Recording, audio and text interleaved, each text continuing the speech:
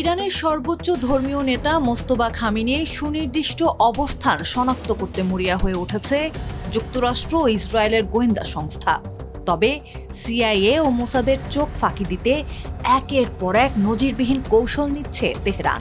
British দৈনিক the টাইমসের এক প্রতিবেদনে বলা হয়, গত ১৫০ দিনেরও বেশি সময় ধরে কোনো ধরনের মোবাইল ফোন বা কম্পিউটার ব্যবহার করেনি মোস্তফা খামেনি। এমনকি তার অবস্থান আড়াল করতে তার মতো দেখতে একাধিক ডুপ্লিকেট বা বহুরূপীকেও ব্যবহার করা হচ্ছে। প্রতিবেদনে জানানো হয়, গত ফেব্রুয়ারির শেষ দিকে বিমান হামলায় বাবা আয়াতুল্লাহ আলী খামেনি নিহত হওয়ার পর থেকে জনসম্মুখে আসেনি মোস্তফা। দিনের বেলায় মার্কিনী স্যাটেলাইট এড়াতে তিনি ভূগর্ভস্থ কোনো বাংকার বা সুড়ঙ্গে অবস্থান করছেন বলে ধারণা করা হচ্ছে।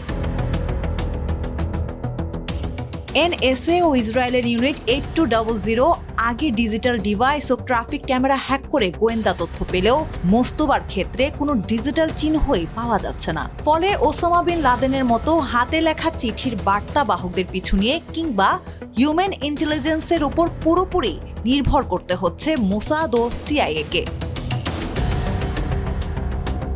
মোস্তফার কোনো ভিডিও বা অডিও বার্তা প্রকাশ না পাওয়ায় এবং বাবার জানাজাতে উপস্থিত না থাকায় গোয়েন্দা মহলের একটি অংশের সন্দেহ তিনি হয়তো বেঁচে নেই কিংবা গুরুতর আহত হয়ে শয্যাশায়ী।